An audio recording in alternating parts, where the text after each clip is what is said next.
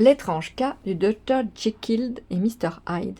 Chapitre qui s'intitule « Le Dr Jekyll était tout à fait à l'aise ». Une quinzaine plus tard, par un excellent bonheur, le docteur donna un de ses plaisants dîners à 5 ou 6 vieux compères, tous hommes intelligents, réputés et tous juges en bon vin, et M. Henderson manœuvra de façon à rester après que les autres furent partis. Ce n'était pas un arrangement neuf, mais une chose qui était arrivée des vingtaines de fois. Là où Henderson plaisait, il plaisait bien. Les autres aimaient à retenir le sec juriste. Quand le cœur léger et les langues déliées avaient déjà le pied sur le seuil, il se plaisait à rester un moment en sa discrète compagnie, s'exerçant à la solitude, dégrisant leur esprit dans le riche silence de cet homme après la dépense et l'accent de gaieté. À cette règle, le Dr Jekyll ne faisait pas exception, et comme il était maintenant assis de l'autre côté du feu, homme large, bien fait, au visage lisse, de 50 ans, avec quelque chose d'un tour matois peut-être, mais toutes les marques de la capacité et de la bienveillance, vous pouviez voir à ses traits qu'il chérissait pour M. Henderson une sincère et chaude affection.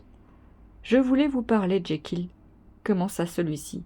« Vous savez, votre testament. » Un observateur attentif aurait pu conclure que le thème était désagréable, mais le docteur le fit passer gaiement. « Mon pauvre Henderson, dit-il, vous êtes malheureux avec un tel client. Je n'ai jamais vu homme si affligé que vous le fûtes par mon testament, à moins que ce ne soit ce pétant encrouté, Lyon, à ce qu'il appelait mes hérésies scientifiques. Oh, je sais que c'est un brave bonhomme.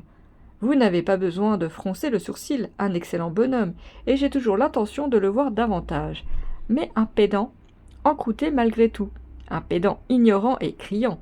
Je n'ai jamais été plus déçu par un homme que Lanyon. Vous savez que je ne l'ai jamais approuvé, poursuivit Henderson, en méprisant impitoyablement le nouveau thème. Mon testament ? Oui, certainement, je le sais, dit le docteur, un rien âprement. Vous me l'avez dit. Eh bien, je vous le redis, continua le juriste, j'ai appris quelque chose sur le jeune Hyde. La large belle face du docteur Jekyll pâlit jusqu'aux lèvres, et il lui vint une noirceur autour des yeux. Je ne me soucie pas d'en entendre davantage, dit-il. C'est une question que je pensais que nous étions convenus de quitter.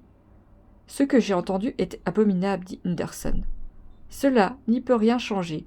Vous ne comprenez pas ma position, repartit le docteur, avec une certaine incohérence de manière. Je suis péniblement situé. Henderson, ma position est très étrange, très étrange. C'est une de ces affaires qui ne peuvent s'arranger en causant. Jekyll, dit Henderson, vous me connaissez, je suis un homme de confiance, déchargez votre cœur en confiance, et je ne fais aucun doute de pouvoir vous sortir de là.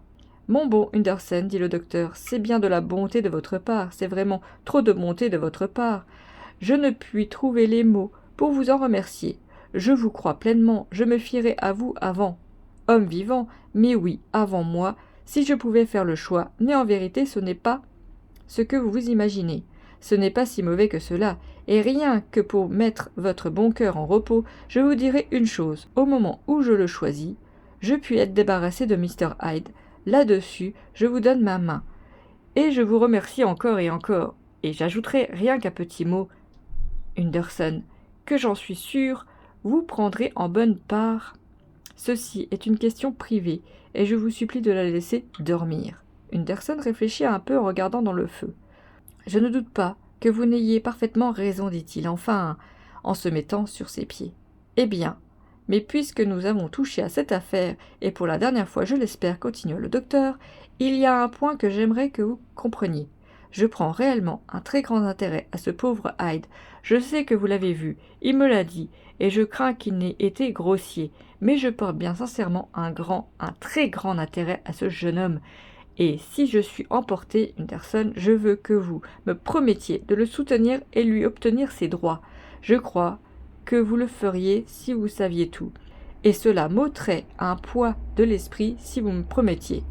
Je ne peux pas prétendre que je l'aimerai jamais, dit le juriste. Je ne demande pas cela, plaida Jekyll en posant sa main sur le bras de l'autre. Je demande seulement la justice. Je vous demande seulement de l'aider pour moi, quand je ne serai plus ici. Henderson poussa un irrépressible soupir. Bien, dit-il, je promets. Fin du chapitre.